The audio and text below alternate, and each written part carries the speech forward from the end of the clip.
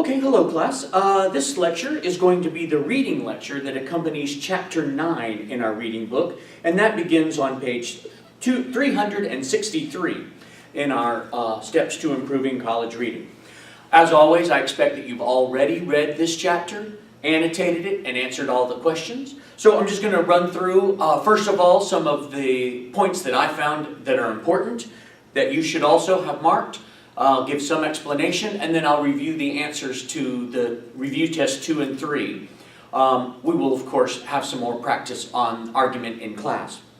So the first thing to recognize, and again, you should have in front of you your reading books open to page 363, and those first 2, 3, 4 sentences there are important, and you should have marked them. They say, many of us enjoy a good argument. A good argument is not an emotional experience in which people's feelings get out of control, leaving them ready to start throwing things.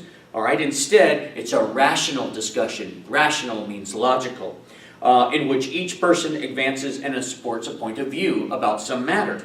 So we know that there are culturally and certainly inside families often disagreements, and we have to support those with arguments. And this chapter will both help you understand when you're reading an argument, evaluating its truth or validity, but it'll also help you in the future in your writing classes when you have to write an argumentative essay that tries to persuade.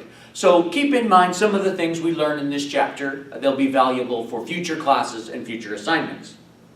Okay, so on page 364, obviously you should make sure that you marked those 3 important points about argument. We'll need to realize what the point of an argument is. What is the argument being made? If something's good or bad or right or wrong. Number 2, we want to evaluate if the argument is relevant, meaning related to. Sometimes people in advertising and politics, they try to trick us. And they say something that sounds like it might be relevant, but it really isn't relevant. So we'll talk about that. And finally, we have to have enough. They use, in number 3, it says, decide if the author's support is adequate. So we have to have enough evidence to say, to convince someone that our writing is right or that they're making a valid point. All right, so looking at the basis of argument, point and support, this is on page 364 still. It says, kind of a definition, a good argument is one in which you make a point and then provide persuasive and logical evidence to back it up. And you'll see they make a point. The beef and burger shop is a poor fast food restaurant, so it's not good. But then they support that and they give you 3 reasons why it's not good. So their burgers are full of gristle, that's really tough meat that's hard to chew. The sandwiches have a chemical taste. Obviously, if it takes less chemicals, that's not good. And then finally, the fries are lukewarm, meaning they're not hot, and they're soggy, so they're flopping around. They're not crispy. All right, so all of these are arguments that support the fact that the place is not a good restaurant. So here we can see that. So please go ahead and make sure you've checked your answers. You should have done this already on practice 1. Okay, the next thing is relevant support. Again, that's related to, and that first chapter paragraph there reads, and you should mark this, 367 is the page number. Once you identify the point and support an argument, you need to ask if each piece of evidence is relevant. In other words, if it really applies to the point. Okay, so they give an example here that I think might help you understand that right below. So it says, for example, a friend trying to persuade you to lend money, the friend might say, you didn't lend me money last week when I needed it. Okay, so we see that just because you didn't lend money last week is not really a related argument to lending money this week. Maybe your intention is to never lend this person money in your whole life. So it doesn't matter. In other words, that's a weak or poor argument for lending money that you didn't lend money last time. I hope you can all see that. All right. So then they give you some checking your understanding there. We're looking for support for the statement that my dog Otis is not very bright, and they give you an explanation in the book. Okay, check your answers to practice 2 in the back, of course. And practice 3. I'm going quickly through this chapter, and of course, I'm really encouraging you to make notes so that you can ask questions. I'm very well aware that the video lecture does not give you an opportunity to ask me questions about this material.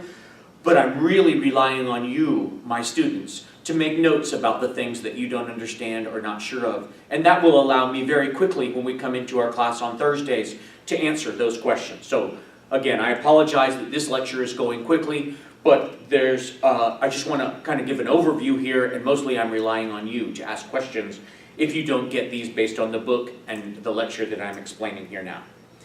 Last thing, I'd like you to turn to page 372 now in this chapter about argument, and they're talking next about adequate support. Adequate means enough. Is something enough? So that first paragraph says, a valid argument must include only relevant support, not only relevant support, but also adequate amount of support. So it's got to have enough.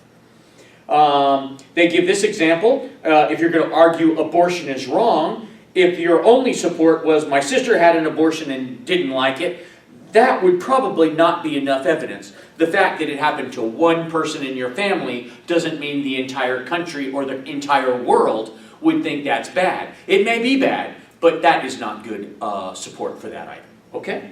So you have to have enough support. All right, please check your answers for practice 4, and be ready to ask any questions. Also, there's a chapter review on page 376. Always a good idea to review that before any tests. Now, I ask you also to do review test 2 on page 377 in the homework, and 3. And I'm going to go over those answers right now in this video lecture. So please go ahead and check your answers and make sure that you don't have any questions when we come in. This is review test 2 and 3 starting on 377. So review test 2, your correct answer for number 1 is B. And I like that hint, by the way, before I get too far along on 377, the hint there on review test 2, it says, if it sounds right to insert the word because in front of a sentence, you probably have a statement of support. All right, so here they're asking you to identify the one statement that's the point, and then the others are support. So if we look at the first one as an example, it says, the correct answer is B. Dark chocolate can be good for the human body. Now let's add. A, because chemical in dark chocolate help protect arteries from heart disease. And C, because dark chocolate contains ingredients that fight depression. So there we can see two statements of support, A and C. We can put because in front of them. It doesn't always work, but it does in this case. And that shows us that those two statements are supporting B, dark chocolate can be good for the human body. Let's continue with our review of answers. At the bottom of page 377, the second question, the answer is B. People should plant more trees around their homes. And then they give some good arguments why planting more trees is a good thing. Number 3, the correct answer is D, as in dog. All students should be required to teach a class for the day, and then they give some reasons why that might be a good idea. 4, the correct answer is C, as in cat. The training for doctors has changed dramatically over the past few centuries, and they give some examples with time adverbials, 1700s, 1800s, today, and those support that.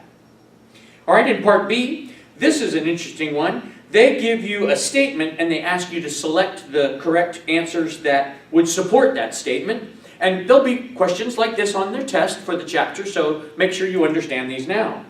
So 5 through 7, you should have checked B as in boy, D as in dog, and E as in Edward. In 8 through 10, some people have very poor manners. You should have checked A as in apple, D as in dog, and F as in Frank.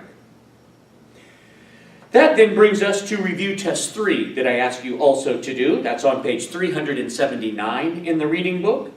And they're asking you to write the letter of the irrelevant sentence in the paragraph. So here, we're trying to identify what sentences don't support the point. In other words, they're extra. They're really not related to the actual argument. So in number 1, the correct answer is C. If we look at sentence 4, it changes the subject from school problems to job problems. So that is not related to the topic of school problems. In number 2, the correct answer is A, sentence 2. And if you look at sentence 2, that changes the subject from Freud's scientific contributions to his family. So that's off the subject. 3, the correct answer is D as in dog. And the answer D is because sentence 8 changes the subject from the experiments to what the participants got from the experiments. So if the focus is about the experiments, what they got for the experiment is not related to that particular topic. And now, part B, they give you a group of support statements, and they ask which point is adequately supported by the evidence above. That's number 4 on page 380, and the answer is D, as in dog.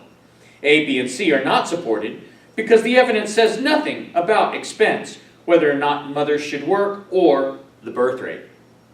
And then in group 2, they give you 3 statements of support, and the correct answer here is C.